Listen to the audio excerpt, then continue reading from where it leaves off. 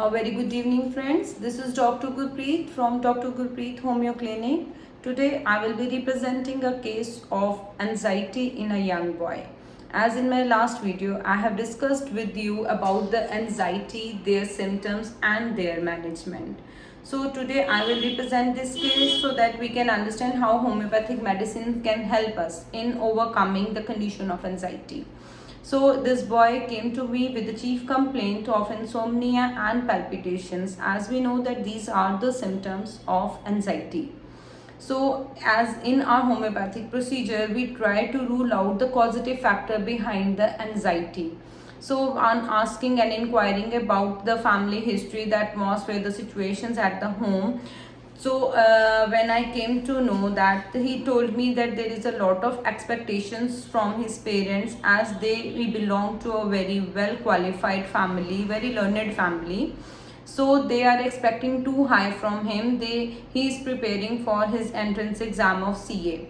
So they want him to do his best, and as for their expectations, they are not allowing him to go out to enjoy with his friends, to watch any movie.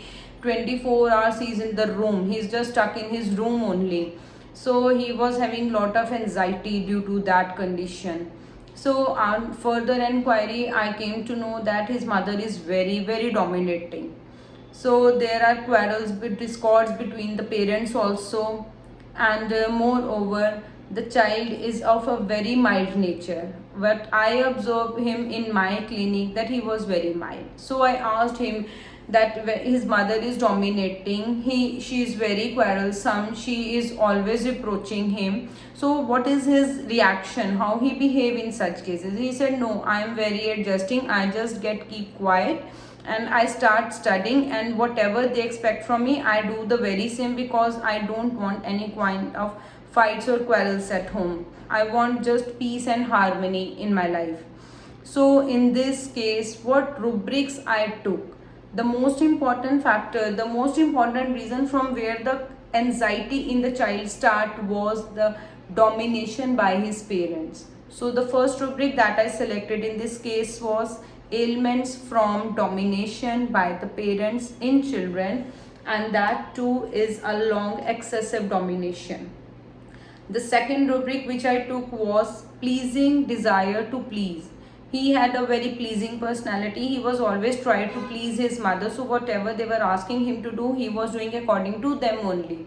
Just because in these patients, in the patients or especially the medicine, I will tell you, these patients of medicine, they want love and affection from their parents. So they will go to any extent to get that love and affection from their parents. So they will do everything whatever they want them to do.